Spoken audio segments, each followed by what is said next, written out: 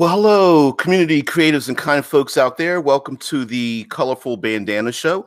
I am your host, DBJ. Welcome to RPG with DBJ. And we're doing a giant-sized world-building endeavor here. Already going into February, still world-building. We'll get back to our usual schedule, but we're going into high technology. This time we're going to talk about transhumanism. Now, a couple days ago, yesterday and days before that, we talked about other settings, solar system and cyberpunk and whatnot. But this time we're going to talk specifically about transhumanism. And while transhumanism seems to layer on top of themes such as cyberpunk and exploring the solar system and near future science and technology. So I thought I would start out with a little bit of a preamble. I want to let people get into the chat, hook up to the channel, and then we can all just deep dive together. So we're going to start this out with what is transhumanism? And so a little bit of Google foo. We have ourselves right up top, two examples or definitions of what transhumanism is. And then we're going to get into the role-playing aspect of transhumanism. So one is verbatim, the belief or theory that the human race can evolve beyond its current physical and mental limitations, especially by means of science and technology. And if you do Wikipedia, it says the same thing, but it's basically a little more detail. Transhumanism is an international philosophical movement that advocates for the transformation of the human condition by developing and making widely available sophisticated technologies to greatly enhance human intellect and physiology. I would, and of course, attached to that is the human condition. And in many ways, the threats that people have about transhumanism on the opposite end of that is the idea that it's the existential risk to humanity. Morning, Rickard. I know it's not Rickard, but I just like to say it that way. Sorry. The existential risk to humanity is I guess you could say, is the opposing force to what transhumanism is. So, example, Nephrite, what's going on? The opposing thought is that we will create or develop something that will completely eliminate humanity. And yeah, I'm being stupid, dude. And not necessarily physically, although the existential risk physically, it's not like, all right, let's do apples and oranges, right? Existential risks means the complete elimination of the existence of the human race. Nuclear war, although I'm sure would be quite horrible, and a nuclear winter might not eliminate the entire human race. We're talking things like developing black holes and going in, exploring the quantum universe, exploring von Neumann machines and nanotechnology that could wipe out all life. We're talking the elimination of what it means to be human. Some of these technologies, people believe, would eliminate our morality. It would essentially eliminate what culture is, or history, or evolution, natural evolution. It would also, there's also the idea of completely eliminating identity, becoming Borg-like, eliminating individuality, and even eliminating what it means to be human in the first place. That the human portion of it, the genetic birth, life, and death and cycle of the human race would completely be eliminated through artificial means, whether through bodies or downloading our brains into virtual realities, et cetera, et cetera. Now, transhumanism seems to let's take an example for a television show on Netflix here, known as Altered Carbon. And Altered Carbon, much of the background is very cyberpunk-ish, dark, seedy, exceedingly rich people, being extremely decadent. But it also has a very close link to transhumanist ideals. And I believe that's just because of advancing technologies in our own lives. So in the mid-'80s, cyberpunk itself was a thing because technology hadn't gotten past the point of like mechanical limbs, and the idea of it was the burgeoning idea that there is you could actually live in the internet by, it was almost a prediction of the future because it hadn't really existed as it is today, and that kind of thing, right? Rickard says, could it be said that cyberpunk is the dark critique of transhumanism? I would absolutely agree with that, especially today, right? At the time of cyberpunk, we thought, at the time that was created, that theme was created, we were like, this is going to be the future. And then today, transhumanist ideals are like, no, cyberpunk is just the darker edge of that. And the Joseph Keenan, who posts a lot in the videos and comes up with a lot of ideals, just brings up the fact that it's not the technology that's wrong, it's the people and how to use it. And transhumanism seems to feel that the technology is inevitable, but it's how we as a society accept it and how much it will propagate through society. And so some people feel like Alzalo says there's a fine line between cyberpunk and transhumanism, at least in my opinion. And Rickard agrees, and I absolutely agree as well. It's not the technology, the fear of the technology, which is a theme itself, right? It's the scientist who creates the technology that gets out of control, and we've got to stop it. Instead, transhumanism is more like, here is a technology, and we're going to leave our opinion off of it. But as a society, we have to decide how to use it. For example, today it's the idea of AI and being existing in a sense of becoming not only far more intelligent than humanity, but becoming having emotions and feelings and things of that nature will be a possibility. How do we deal with it? Not how do we stop it? Pretty much how do we deal with it? Do we embrace it? Do we run from it? And that kind of thing. Transhumanism, Alzalo says, transhumanism is trying to transcend what human is. Cyberpunk is using that tech for the street. Well, and I would say that there are many proponents of transhumanism that feel that there shouldn't be the division between street and the ivory towers should not exist. And those in the ivory towers might be like, well, I'd prefer it to have for myself before I give it to anybody else, or do we give it to anybody else? And in a strange way, our morality may force us to rethink giving out technologies. For example, we do, the idea of putting fluoride in drinking water. It's like, well, everybody should have that, right? Inoculations, everyone should have that. But at some point, just technological advancements will meet our wishes and our desires, and the energy, the money, the resources involved in making that technology will get to the point where it'll be affordable and possibly available to everyone. And do we want those things available to everyone? So, okay, so that's the big picture of transhumanism.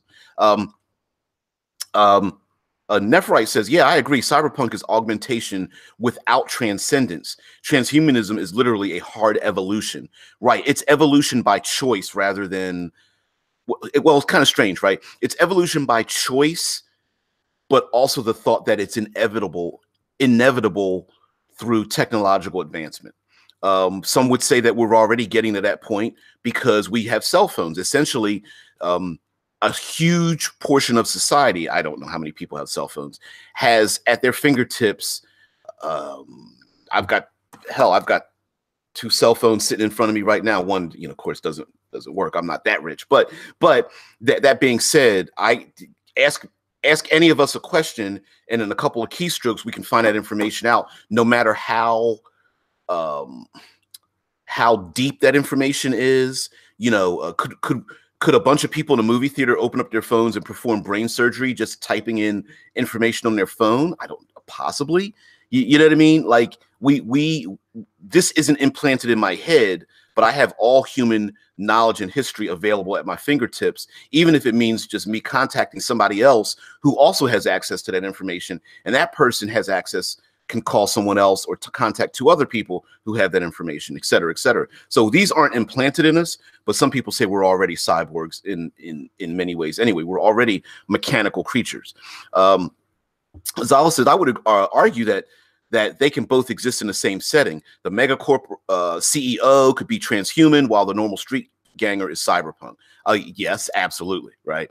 And Rickard says it's the contrast between a nuclear power plant, transhumanism, and an A-bomb, cyberpunk, in my opinion.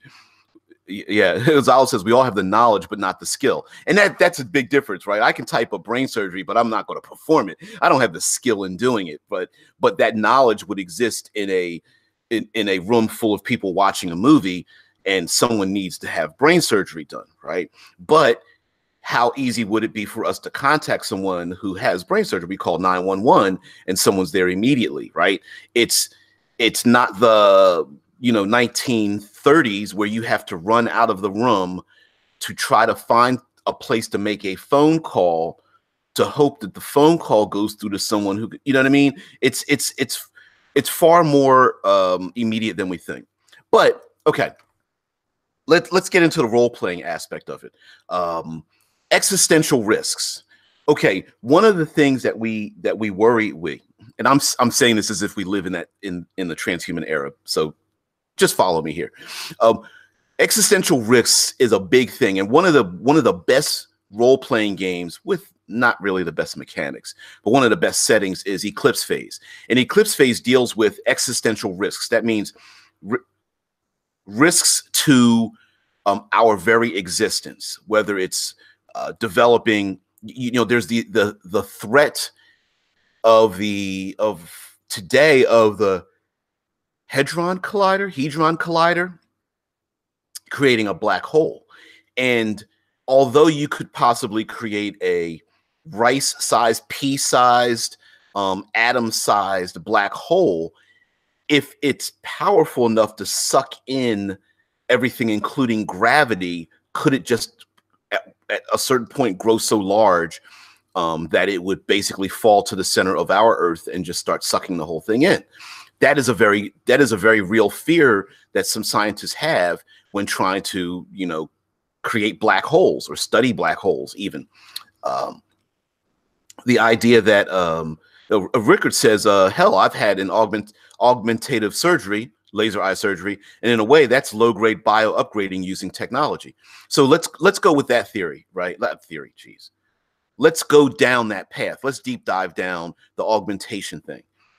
99.9% of people would not argue with you about eye surgeries. Like I wear glasses. I need glasses. I can't see the chat that's in front of me without my glasses. So if I got laser surgery, I could see. Then there's things like skin tags, like I've got moles and things like that, so I could get laser surgery to get that off. You can advance this further into having your body genetically altered so that you maybe metabolize food better, that you can affect your DNA so you grow taller, doing something into your brain so that you instead of having a cell phone, you could have an augmentation where you can download 5,000 terabytes of information in your brain to access it, and et cetera, et cetera. We also have children born with defects, right?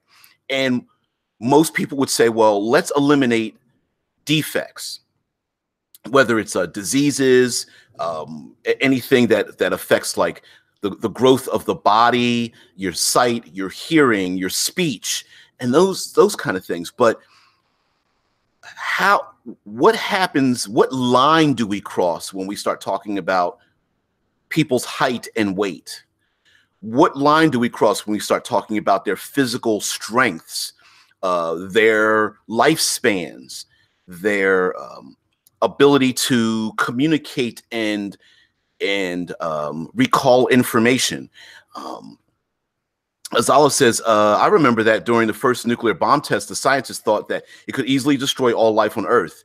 Did it anyway because science. You know what? Those original scientists actually believed and thought that it was possible that if they detonated a nuclear weapon, that it would cause a cascading effect and literally burn off the entire atmosphere of the planet. And they did it anyway, right? That is an existential risk. It is the risk of creating something. For example, let's say it was cheap enough to have in our home our own little incubator for creating our own viruses and bacteria. Now, maybe the reason for having something like that is to create our own, like we could create our own little stomach biomes, so that we digest foods better and things. For example, now we have probiotics, right? So maybe you can buy a little $500 machine to analyze your own little biome in your own stomach and then like recreate it so that it's more efficient for you. But all you would need is one person to go, hey, I'd like to create, I don't know, what's Ebola plus, Ebola max, and spread it around the world with a $500 machine and just, sneezing on someone as they're walking down the street, right? Or they have an ex-loved one, an ex that they want to kill, and they get their DNA and create a virus that only targets them, and they wouldn't even need to find them. They could just create that, rub it on their skin. Everybody around the world would eventually get this virus on their skin and in their bodies that would never affect them until it affected that one person with that genetic code and kill them, right? That is the Ebola extreme trademark. Oh man, yeah. Azal said, and recently in China, some doctor did gene editing on twins. As a matter of fact, the doctor in China, if I'm not mistaken, did gene editing on twins to make them resistant to the AIDS virus or HIV. And that doctor now is arrested and maybe sentenced to death or life in prison or something for doing so. But in the doctor's own defense says that if he's right, he would change the world, right? And then who has access to genetically engineering children who are completely immune to the HIV/AIDS virus, right? Who pays for that? Is it given away for free? When polio existed, there was a person that created a polio vaccine and gave it away for free. That was the last time that would ever happen, right? So if it's not free, who pays for it? How do you get access to it? Who gives it away? Who monitors all that kind of stuff? Azala says, so we'll get to the point where instead of asking if we want a boy or girl child, we just tell the doctor what we want and they give a pill. Yes.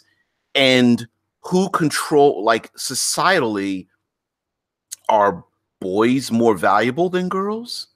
Right? Do we make the decision? China is already suffering from the fact of the overabundance of men to women when they had the one child policy and it was accepted into their culture. What effect does that have? And do you make those choices, right? Nature says 50-50 chance, flip a coin. When you get to choose your evolution, how far do you go into it? And then Gattaca. Oh my God, that's a Nephrite. That is one of my favorite movies from that creator. Gattaca, which stands for the GTCA, which is our DNA genetic code. That's where the name Gattaca came from. Excellent movie. If you haven't seen Gattaca, you have to see it. What scared me in Gattaca was the going in for a job interview, and the narration is like, yeah, they don't even look. No one even recognizes your face. they just take a genetic sample, and if you are predisposed to things that the job doesn't want, they just don't even bother hiring you, let alone, looking at your resume or who you are. And in Gattaca, when you're born, the doctor can do a genetic profile of your entire body, right? And they'll do things like, 38% chance of alcoholism, 27% chance of heart failure by age 35, and all kinds of percentage chances that you may or may not develop certain genetic disorders. And despite the fact that we walk around in our current day without having that knowledge, in this world, you were a second-class citizen if you had the chance of having that, right? Like, I don't like to drink, and from what I understand, no one in my family is an alcoholic. But what if I was born with the genetic disposition for alcoholism, right? No one's, do I have a heart condition? Well, eventually all of our hearts will give out at some point for some reason. But am I 87% chance to develop a heart condition in the next year or two? I don't know that. But if I did, could my employer take that information and go, well, I don't want to hire you because you're not going to be around for long? Or would health insurance deny me coverage? Would I be able to get a mortgage knowing that they think that I'm going to die in 2 years? It's those kind of things, and that's kind of scary. Azala says, someone ordering what their kid looks like from a menu. Yeah.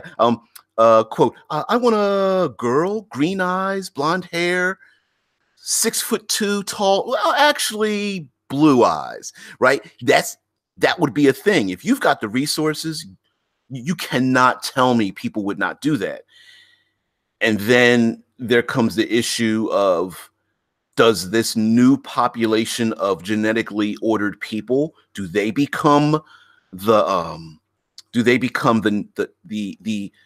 desired species? How many people would desire let's go down the dark rabbit hole, right? Would I order? I mean, now remember, Azala, you could probably change genetics so that racially you don't have to be who you are. Would it be okay for me to order my child and make them Caucasian and 6'2" with blonde hair? Would that be okay? Would you know what I mean? There are people around the world that would be like, that's not my ideal, but that's your ideal. And if you're in power, you know what I mean? Who gets to choose, right? And then does the person in power get to choose for other people? Right? A parent would say, I want to give my child every benefit they need to survive and thrive in a new world. If surviving and thriving in a new world is to be at least 6'2" with perfect skin, no hair growing in their down in their nether regions and their armpits, and smelling of potpourri or something, with blonde hair and blue eyes, like, would that be a thing? It's possible. And in a transhumanist state, would there be habitats that would be filled with people like that? At a minimum of one, it would happen. If someone could live somewhere and have that, they would really create it. Foolish Kiwi says, I'm sorry, Rickard says, I find it interesting that they were so focused on genetics but never bothered with gene editing. And Kiwi says, that's because geneticists globally kind of agreed that it was a Pandora's box that we have to be severely careful with. Thus all the controversy with it happening recently in China. And yes, because on a small scale, 1 or 2 people, 1 or 2 labs, 1 or 2 neighborhoods, it seems very small and doesn't feel like it would affect you. But over time, socially, would we consider the artificial people to be above or to be better able to handle things than us regular people, right? If someone created children that only needed 2 hours sleep, would the 2-hour sleepers benefit in life than the people who need at least 8 hours? Probably. And then would that mean you're, by not choosing to only sleep for 2 hours, are you putting yourself behind the 8 ball, right? You haven't done anything. Somebody else got changed, and now you're automatically less than, right? Prue says we're always just one step from eugenics. Yeah. Yeah. Someone rich enough or powerful enough or government with enough gumption would, you know, eugenics is kind of a, this is weird to say. The only limitation in eugenics is time, energy, and resources. And transhumanism is really the elimination of all of that, right? It's the idea that it doesn't cost you, it doesn't cost you a lot of time to do it. The resources involved in it are minimal, and the cost, the actual cost, is something that you could possibly afford, like affording a house or a car or an education or something. Yeah, Azala says, now let's take it up a notch and say having a kid born with amphibious gills and webbed fingers and toes. Well, again, let's say all the land masses on Earth start to get overpopulated, and people start living in oceans. And to live in the ocean, which is 70% of the Earth, you would need gills and webbed feet. Would a person having themselves altered to have gills and webbed feet be more advanced than those who are living on the Earth? Right? Well, hey, I've got 70% more land mass than you are, right? Or not land mass, but living space than you, right? And Kiwi says, here's the interesting thing: the more you edit, how much less is that child you, and more just representation of what your collective thinks is perfect, right? So what is perfection? What is a paragon of humanity? What is it? If evolutionarily speaking, we don't know yet, but if we choose our evolution, right, is that child individual, or is it just are they just your like sweat dreams or something, right? Is it like, is that child really a child individually from you, or is it just all of your thoughts and dreams and aspirations pulled into that? And then Rickard says, can we get a retrovirus with that gene edit? It's nasty. Oh, yeah, man. I mean, it's crazy. Prue says we can eradicate cystic fibrosis, and then goes on to say we can eradicate brown eyes. Right? Where is the line drawn? Okay, so the elimination of like cystic fibrosis, sickle cell anemia, ALS, muscular dystrophy, and all these, I mean, wow, there's so many diseases we would love to eliminate. But at some point, someone's going to say, a lot of society is prejudiced against freckles. We should eliminate freckles, right? And on the surface, you go, well, people with freckles are going, that sucks. But then a lot of people shrug their shoulders like, I don't have freckles. And if you eliminate freckles, that doesn't bother me. And it's a slippery slope, right? Let's eliminate, I don't know, outie belly buttons. Let's eliminate people with that little extra flesh off of the earlobe instead of the earlobe that's connected. Eliminate monobrow. I've got a little bit of like I don't know if you can see it. Like I've got some hair here, like the little monobrow. Let's eliminate that. Let's eliminate facial hair, or wide noses, or thin or wide lips, or something, brown eyes, green eyes. Let's at some point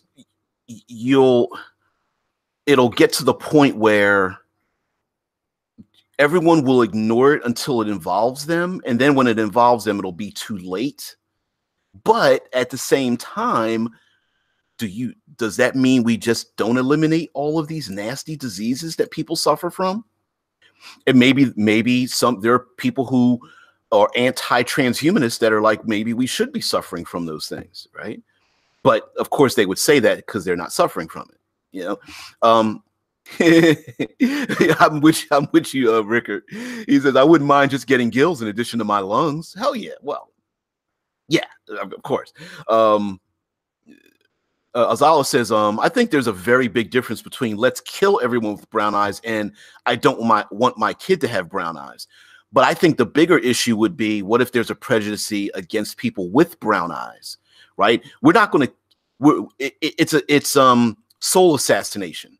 So it's not, let's take brown-eyed people out in the street and you know, curb stomp them and smash your head in with a brick. It's you can't get a mortgage, you can't get a job, we're not going to give you a car. We're going to look you up and down and spit in your food when you go into a restaurant. We're going to ostracize you. We're going to make posters talking about how, you know, we don't like people with brown eyes. We're going to make movies where all the bad guys have brown eyes. And then when you walk outside with your brown eyes, people, you know, you want to go on a date and your date wants to know what your eye color is. And when they find out you're wearing contacts, you actually have brown eyes, that date is just like, I don't want to be with you. You know, it's the elimination of your ability to thrive in society. It's soul assassination. It's the micro killing of you in little bits and pieces through time. I know my grandparents lived through Jim Crow, where it was, you know, whites only, and they told me stories about that, and that's soul assassination. That's micro killing. So in a way, that is what it is, by little bits by a larger population. And unfortunately, it's possible to do that with science. Nephrite says, Rickard says, let's go deeper. What is you? Yeah, what is our us? Nephrite says, to bring it back to MPD Psycho again for a moment. Yeah, I'm a fanboy. One of the base ideas is a virus that retro engineers the DNA to look like hereditary inheritance, so the boy can pass on genes. The idea of invisible genetics, which would be a thing as well, right? You could genetically engineer someone to have pheromones or poison skin, or I don't know, genetically able to leap 40 feet in the air and never tire, or something like that, right? Your Pocket GM. I like that. Your Pocket GM says, hey there, JRP here on my new channel. Sweet. You really do have to eliminate people who sneeze more than 3 times in a row. All right, Pocket GM. I will check you out here. Thank you very much. Oh, and let me know so I could push you out there, JP. Your Pocket GM says, I bet employment would basically have transhuman requirements. Naturals need not apply. Hell yeah. Hell yeah.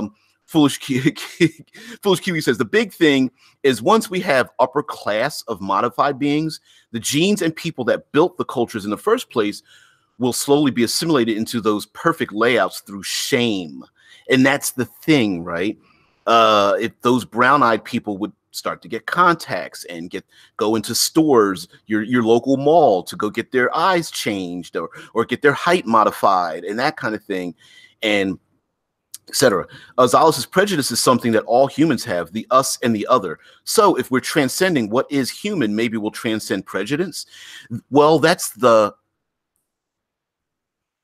cup half full transhumanists feel that through science, we will get to the point where we realize that we are all the same. And so transcending, there would be no transcendence. Isn't a win-loss, it's a win-win, right? If I transcend, I become better when you transcend, and so on and so forth, right? So there isn't a need to make me better by crushing you down. It's, I can make me better, and if science makes me better, I have no need to make you worse. If I have all human knowledge in my head, I become what I feel is a perfectly genetic ideal of myself, then I've met all of my requirements. I don't need to measure myself against anyone else. Now that's cup half full. We got a lot of people that are cup half empty, right? And they're just like, I just want to be at the top of the gene pool. I want to be at the top of the world. You know, that's rich people needing to get richer. It's not. They don't need the money. They just need more money than you. Right? That's a thing. Some people don't just want to win. They want to win and have you lose lose out on whatever it is. I want the biggest house. I want my kids to be smarter than you. I want to get the best tickets. I want to, when I'm at a stoplight, I want to be the first person at the stoplight. You know, there's people who walk down sidewalks and they're like, I want to be the first one at the curb before the light change. It's dumb stuff, but people are like that. I want the best jeans. JEAN, jeans, like pants and clothing, you know, that kind of stuff. Prue says I feel it's just a soft genocide. I would absolutely agree with that, especially if you just get people to voluntarily do it out of shame. It is a soft genocide. Rickard says, to be fair, if we can do crazy gene editing and it's affordable, I think our prejudices will not so much be against the normal stuff. Down with the anti-Gill establishment. Hey, you did that to yourself. You're the person with the half regular, half gene lungs.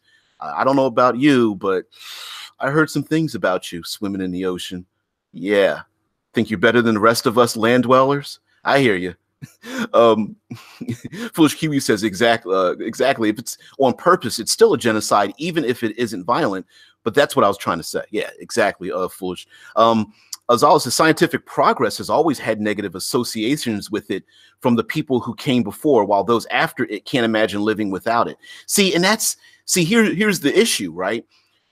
When everyone becomes Borg, you feel like there's nothing wrong with that. And those who are Borg, and I'm bringing up, I know it's Star Trek sci-fi, but I'm saying, imagine if everyone was linked mentally. This was implanted in our heads, and we were all linked Bluetooth-like, and our personalities were supplanted.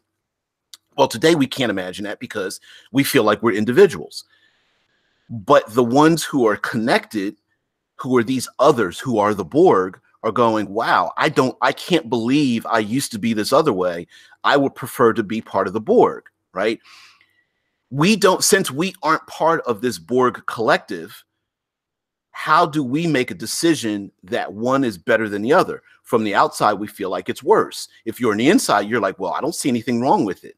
And it could be we might live longer if we were a Borg collective. We might actually be more creative, but we don't know that, right? Or we may think that our creativity is wasted as an individual. It's better if the collective uses my own creativity.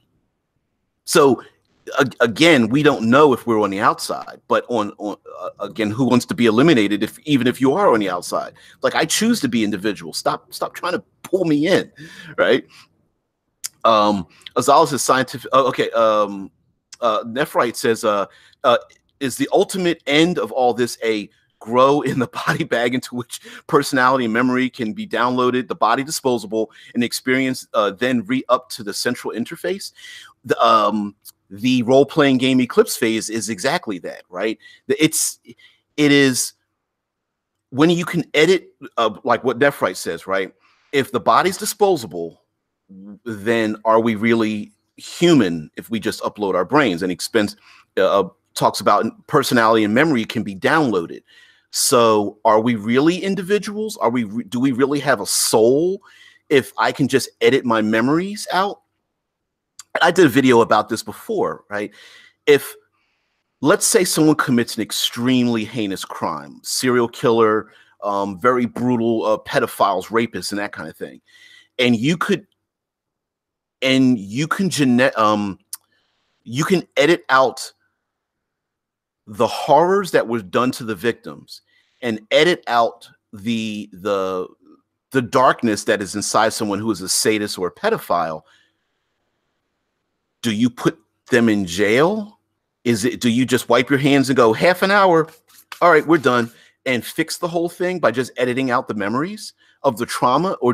Or is trauma a thing that we need as a populace, right? Something that we can learning from our mistakes? Or would people, if you could afford to eliminate the painful things you've gone through, the loss of loved ones, the horrors of a traumatic experience, the relationships that have really caused a major rift in your mind, would you just go in and go, whatever, I'm just going to have these things edited out and we all just become happy people, or whatnot? You know, death, like Rickard says, death of personality, mind death. Exactly. I mean, it's crazy, right? Like, if it becomes, if society feels it's affordable enough to just correct the bad things in you, would it be okay just to correct those bad things in you? Because some people might say, well, I learned from my bad experiences. And others might think, well, maybe you're kind of dangerous to walk around with those. Could society say you're dangerous for having experienced traumatic experiences, and you may cause harm to yourself and others by having experienced those traumatic experiences, and we need to make you happy, right? Nephrite says we would wear bodies for the experience, in which case they would have a data bank of different types, including ill bodies and all kinds of mutations and variations. That might be a black market. There might be a black market for that, right? A black market for bodies that are not quite, that we would think would be not up to standard, right? People who are ill or handicapped in some way. I know I'm probably using incorrect terminology, but you guys understand what I'm saying. So, you know, you could download yourself into a body that's suffering through the horrors of some pretty brutal cancers for the experiences. I mean, it'd be kind of sick, but it might even be a black market for that.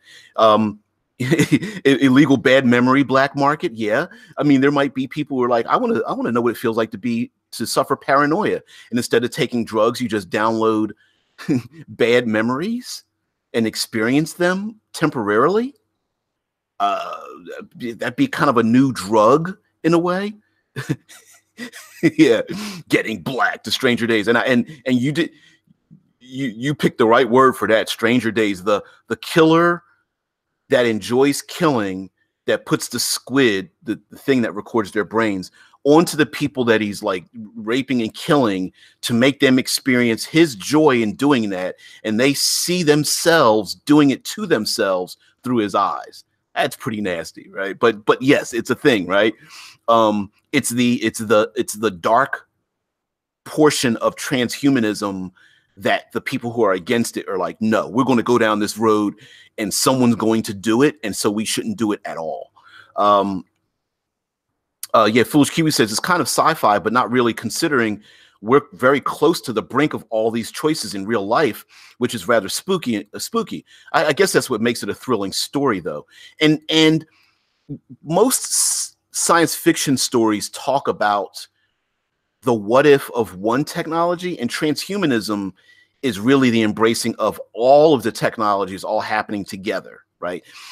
Brain editing, genetic modifications, artificial bodies, the uplifting of animal intelligences, the acceptance of artificial intelligence in real life, right?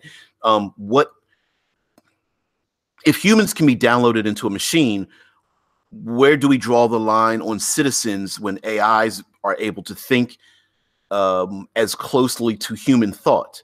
And then what do we judge artificial intelligence compared to human thought, right? If they're not born, but they're created, would they have the same morality that we would have?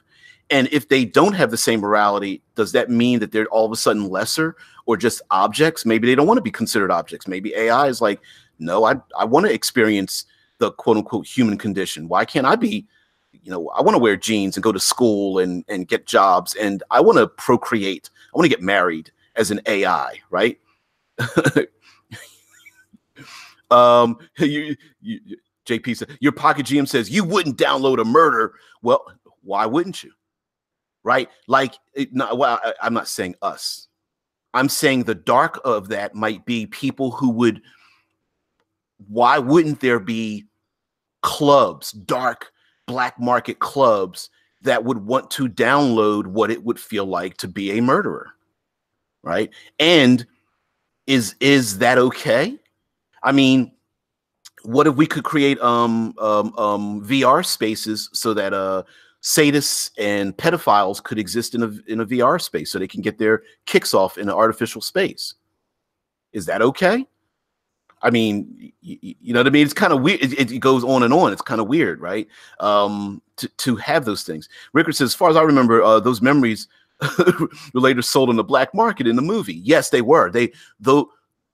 It was in Stranger Days, the murderer that was going around murdering people, that was having them experience those thoughts and feelings and stuff, was being sold by that murderer on the black market, and people were buying it because the normal thing was, hey, I want to download someone skydiving.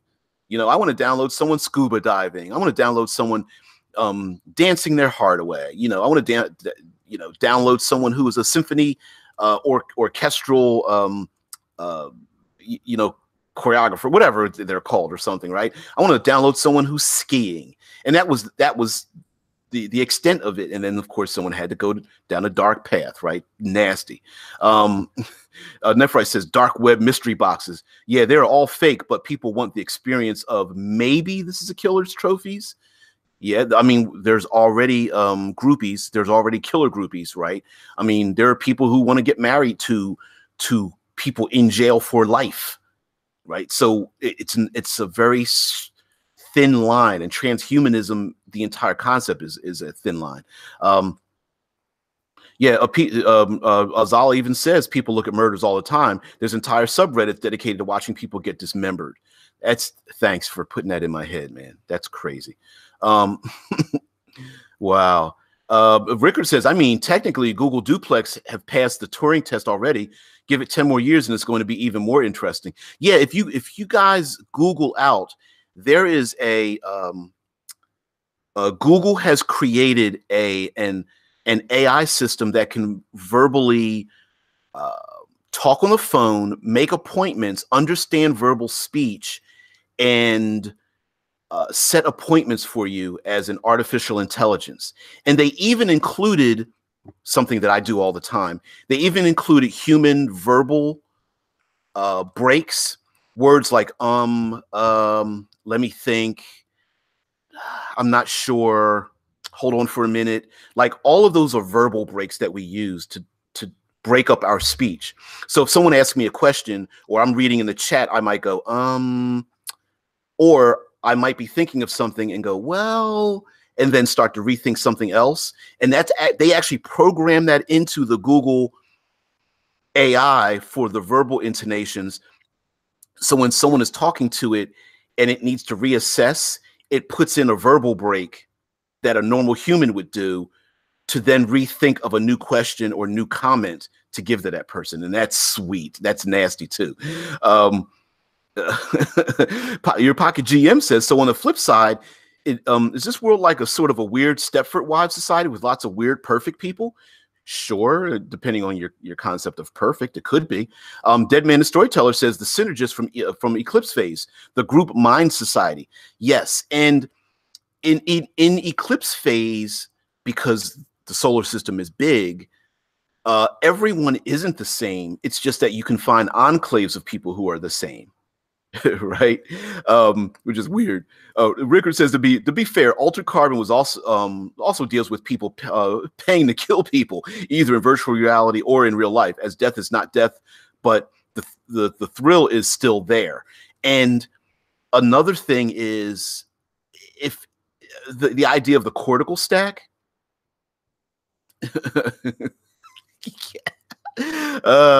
Funny. Going to start using that instead of let me think and exactly, right? Like, well, recalculating. So I think I will go to the movies. I wonder how well that would go over. You know what I mean? Like, I would love to do a full day of just talking with people, and when someone very kindly interrupts me and I have to rethink, I'll go, recalculating. No, I'd like a little bit more salt and pepper on that, if you don't mind. Oh, man. Yeah, Zala says, as with everything, some people would take it to the extreme. And unfortunately, using transhumanism as a base when your very wishes can come true, ex, ex, ex, extremist thoughts and desires become reality, and that's pretty nasty. So Nephrite says, what's an upside? What are the positives? An end to prejudice because we can all jump bodies and share experiences, a deeper understanding of difference, a society that celebrates extreme diversity. The upsides are just that, right? So, for example, if we are able to download our brains into a machine, then gender doesn't matter as much, which means that gender equality would automatically exist, right? It would be the elimination of, it would be the complete elimination of what gender, of the debate over gender differences and equality, period. It wouldn't matter. And then that would, of course, would make what would disappear with that would be gender attractiveness. It wouldn't matter what you're attracted to. You could just try on whatever you want. So that would eliminate that. It would also eliminate racial differences, right? If racial differences boiled down to a genetic code, and we all realize that, wait a minute, that's just a genetic, we can fix that, we can change that. And then a little deeper, you go, why bother changing it? It's just the genetic code.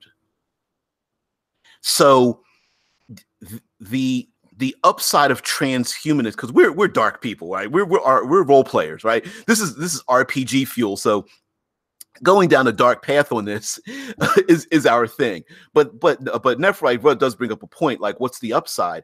And the upside is complete equality. It is the elimination of me versus you. It is that I have everything I need in my life.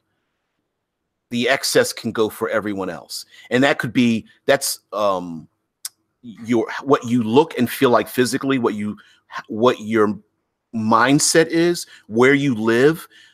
When all those things become choices and there are no problems with the neighborhood you live in, the things you want to explore, whether it's science or cooking food or teaching martial arts or building models out of thumb depressors or something like that, right? It's, if you can explore those things, make a living exploring those things, and maybe even the elimination of needing to quote unquote work for a living. One thing, before I get back into the chat, Nephrite brings up one of the upsides. One of the extreme upsides is that our entire society would never be forced to work jobs they don't want to know. That AI could actually pick and choose for us the work that we would love to do. And then everyone would then pursue those things they would love to do without, of course, harming anyone else. And then others, the entire society would be crowdfunded. People would pay you to do the thing you love to do because they love to see you do the thing you love. And in return, you earn whatever credits, money, whatever, reputation, whatever you want to call it. And then you take your collection of reputation and you pay other people to enjoy the things that they do. It's kind of a strange thing to think about, but yes. Some people would enjoy cooking. And so when you go to a restaurant, the only people working in a restaurant are people who enjoy serving people food. Not just being a server, but I made this meal just for you. I downloaded the things that you love. I collected the ingredients that would make this a perfect meal. And I want you to enjoy it because I love cooking. Not because I get paid to do it, because I love doing it. And then people go to the restaurant and go, you know what? I love the fact that you love to cook. I'm going to pay you what I think you deserve. Crowdfunding, an entire society supported by crowdfunding. Okay, back into the chat.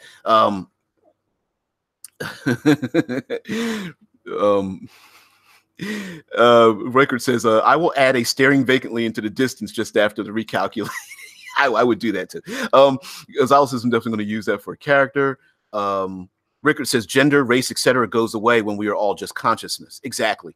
Not only does race and gender go away, time and space goes away too.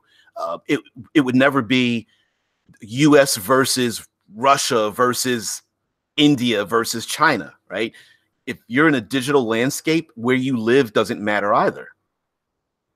You know, if you live on the equator and it's always hot, you go, you know what? I want to go to a VR world where it's cold. I think I'm just going to go there.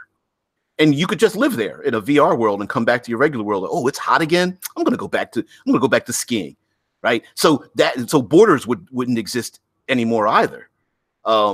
Is another upside of transhumanism.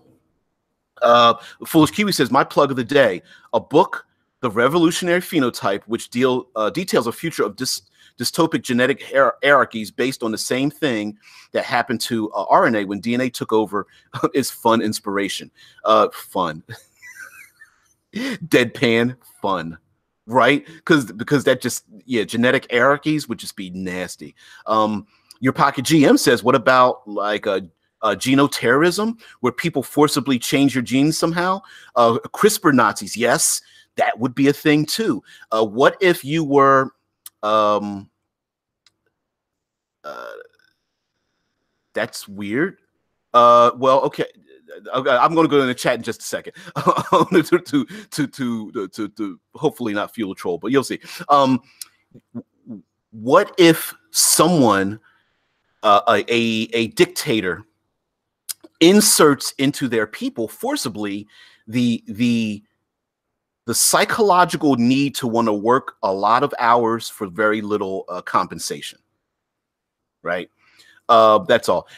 Someone in the chat, I know this might be fueling something, but John Nee says, hi, this is the gay chat line. I searched American Gay live stream, was connected to you. The only reason you're connected to someone who's in the role-playing games is because I'm all embracive of everyone, but this is not a gay chat line. So if you thank you for joining. If you are a bot or a troll, this may not be the place for you. We're a role-playing game, tabletop role-playing game chat. It's actually what this is. So sorry. Ricker says, later I'll just realize I have a meeting. It starts in 1 minute. Sorry, dude. See you. So anyway, we've hit the hour mark. We could go. Shit, we can go forever with this, which is why when this series is over, we're going to go back to like Future Fridays, which used to be Eclipse Phase Fridays. But whatever, these are all deep subjects. We didn't even go into what kind of characters will we go into, what portray, what kind of missions we would go on, that kind of thing, whatnot. Your Pocket GM says the collective cyber consciousness might still have a chat line. Yeah. Hey, listen. When you go live unscripted each day, Monday through Friday, this is what happens. It's nothing bad. It's just a thing that with it. Just he's John Nee says, awkward. Not awkward at all, dude. Love you, baby. Yeah. Not awkward, just inclusive. So if you're into role-playing games, please join in. And we do bring up those subjects, by the way. But yeah, and so yes, welcome. If you are a human being who's reasonable and loving and embracive, you're welcome here. Otherwise, get the hell out. No, I'm joking. Max Ferguson, who's that? Hi, big fan of Eclipse Phase, and found some of your videos a year or two ago. Saw this was was live, which works because work meeting has been pushed for 2 hours. Hey, thanks for joining me. I've done a ton of like Eclipse Phase, old Eclipse Phase videos. It's a game that hasn't really had a lot of support, which is weird because it's a great setting, dude. It's kind of weird though, by that way. Fush Kiwi says, sorry, I rambled today. I'm just very opinionated and study this subject a lot in real life. No. Be opinionated. That's the whole point. And not to have an opinion that agrees with mine. That's not what this is about, right? It's about having your opinion. Oh, you already know that, but I'm saying this for everyone else who might be watching. Like, it's about having your opinion, your thing. What are you about? What are you passionate about? And then we just talk about it. That's why I'm not, I'm like, hey, look, I can't give you a digital hug. I can put my arms out a little bit, but I can't pull you guys in. And whatnot. So let's see. Your Pocket GM, recalculating, staring blankly in the distance. Okay. Yeah, that's right. It's been really great listening. Yeah, man, this is these live chats, and for those who are new, who are coming in, there are subscribers who are coming in. This is basically just an hour long, if nothing else, blowing the dust out of the brain, like, and just blowing it out the other side, just for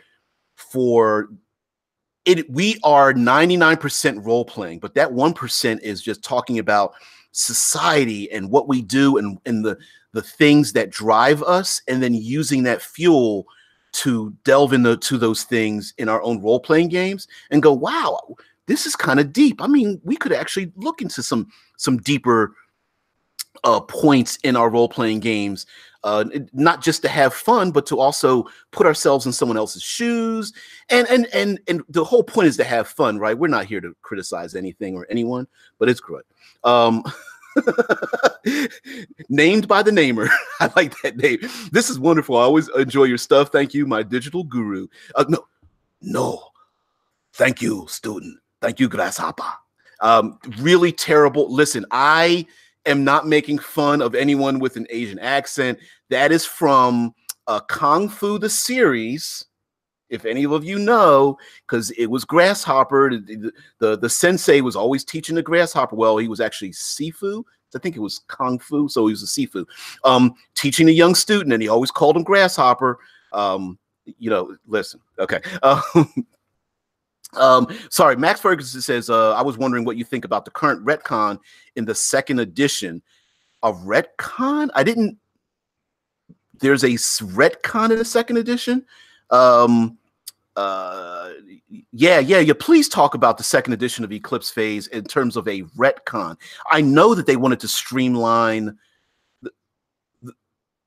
As good as the game is, it always had, I want to say, difficult rules setting, troubling. I'm going to say troubling. And so I know they wanted to streamline character creation and some of the rules in it, but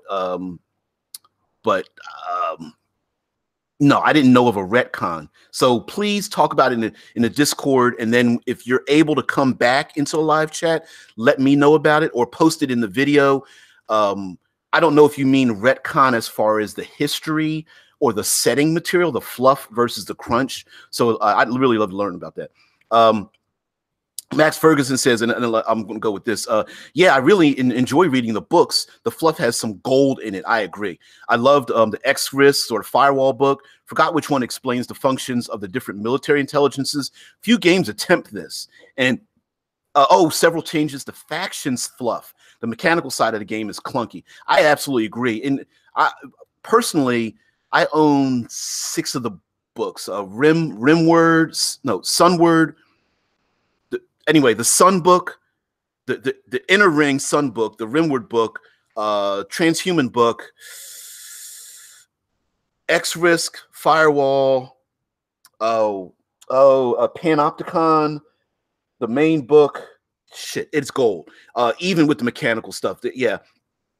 And that's right. Says I have a quick start, but haven't read through it yet. The mechanical stuff was always a bit heavy. It is a bit heavy. I actually feel like it's one of these, even if you ripped out all the mechanical stuff, it's one of the best settings because it gives you like 60 to 70% of what you need for a setting and leaves the rest of it so open that that it doesn't leave you floundering around. It's very much like, it just went out of my brain. Okay. The book, much of the fluff in the book is written by narrators. And the narrators are not, oh wow, my brain just stopped. And I know I have it because I'm thinking 3 steps ahead. Sorry. Unreliable narrators. Woo, wow. Ding. The book, a lot of the fluff is written by unreliable narrators, and unreliable narrators are great for setting books because it's written from the point of view of various people in the situation that's unfolding when it comes to factions and interactions between enemy corporations and conclaves and all that kind of stuff. And so, sorry, I saw something in the chat. Yeah, but the mechanical side is a bit heavy. That's due to the amount of tech counter and encounters the problems. Also, Discord info, please. The Discord link is in the down below the video. Yeah, it's down below the video. JP, your Pocket GM created the Discord. I have to give so much thanks for that. So your Pocket GM is in the chat right now is the moderator of and creator of the Discord channel. So please do that. And of course, the narrator says the narrators are recalculating. Unreliable narrators. That's exactly right. I'm gonna have to get used to using the recalculating some point. I would post the Discord info, but in the chat, the chat doesn't allow you to import like web links and things like that. If you just try to import it, it just won't work. Just like you can't import pictures and web links into the chat. So sorry about that. But yeah, I mean, I don't mind percentile systems. But yeah, Dead Minister created by Jader7777. And your Pocket GM, I'm putting this out there. When, if and or when, just shoot me some information here, and or when you could come on. Let's get this started, man. Get you out there. You know me. I'm always demi-daily, deep diving, Monday through Friday. I have to put the demi in there because there are times when either I've gotten like, YouTube will punch me a couple of times in the face, or sometimes I'm busy, or schedules have changed. Usually late November all the way through December, there's no way I can broadcast at this time just because they change our schedules for my job. So I am 6 a.m. Eastern Standard Time, Monday through Friday. So for those out there who are like, when did he go live? It's 6 a.m. Monday through Friday. Sometimes the link will be up 15. I try to get it up 15 minutes early so people can jump in. But even if it's only within 2 minutes, it's 6 a.m. Monday through Friday. And then I preamble a little bit for like 2 or 3 minutes, let people get on in, let the whole thing propagate out there, and then we just get started. Your Pocket GM says, hey, it's all you, DBJ. It's the charisma of your deep dives that brings everyone. Thanks a lot. I don't know about the charisma part, but I'm glad I have a sandbox that people can play in, even if it's just a point that you just want to take a pee in the sandbox and walk away. Oh man, yeah, Deadman Storyteller, Eastern Standard Time, yeah, EST, 6 a.m. So of course it is not 6 a.m. everywhere, but you guys will calculate it out because time zones still confuse me. So anyway, guys, I have to go to work today. Unfortunately, we'll take a break Saturday, Sunday. I've been trying to do little smaller verbal component videos for Saturdays and Sundays, so at least you guys have something 7 days through the week. I'm still trying to get around to doing that. I can't promise anything, but I'll try. I like to sleep in late at least one day out of the week. But anyway, thank you for joining me. Thanks everyone who has poked up their head into the chat, who's been watching me or participating in the rest of everyone else. I can't do this alone, just because I'm not the brightest guy in the world, not the sharpest tack, but when we are a collective, you guys are my cybernetic collective, transcending me to another plane of existence. So thank you very much, guys. Have a great weekend. I'll see you guys early Monday, and I don't even know what the subject going to be. I'll think of something, and you guys will too. So if you guys have any particular subjects, we'll get into that. I want to, starting Monday, we're going to go back into to our usual standard, which is Monster Monday, Tips and Tricks Tuesday, World Building Wednesday, Third Pillar Thursdays, and Future Fridays. So, guys, everyone have a good one. Pocket GM, peace.